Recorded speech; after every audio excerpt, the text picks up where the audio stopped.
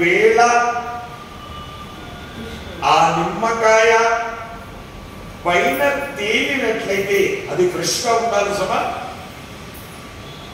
పైన తేలినట్లయితే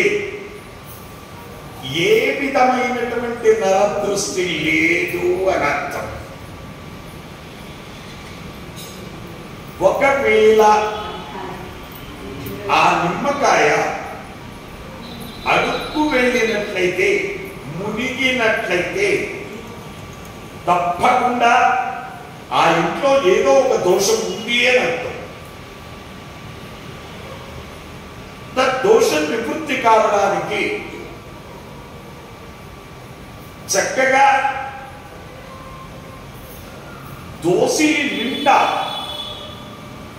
ఆదివారం రోజున దోసి నిండా దొడ్డు ఉప్పు తీసుకుని ఆ ఇంట్లో మొత్తం తిరగండి. మూల మూలల బాత్రూములతో సహా తిరిగి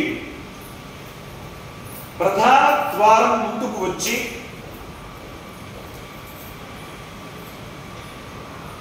clock wise 7 times, anti clock wise 7 times, top to bottom 7 times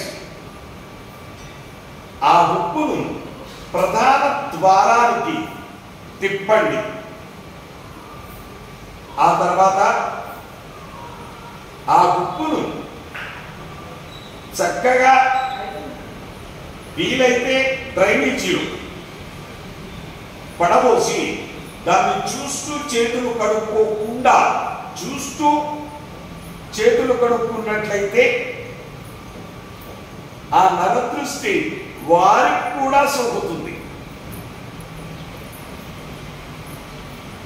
కాబట్టి చక్కగా దాన్ని చూడకుండా తల పక్కకు తిప్పుకొని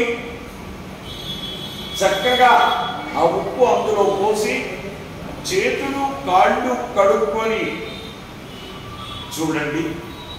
అలా 3 ఆదివారాలు చెయ్యండి. అద్భుతమైనటువంటి ఫలితం ఉంటుంది. వచ్చే వారం మరొక రెమెడీతో మనం కలుసుకుందాం. శుభమస్తు.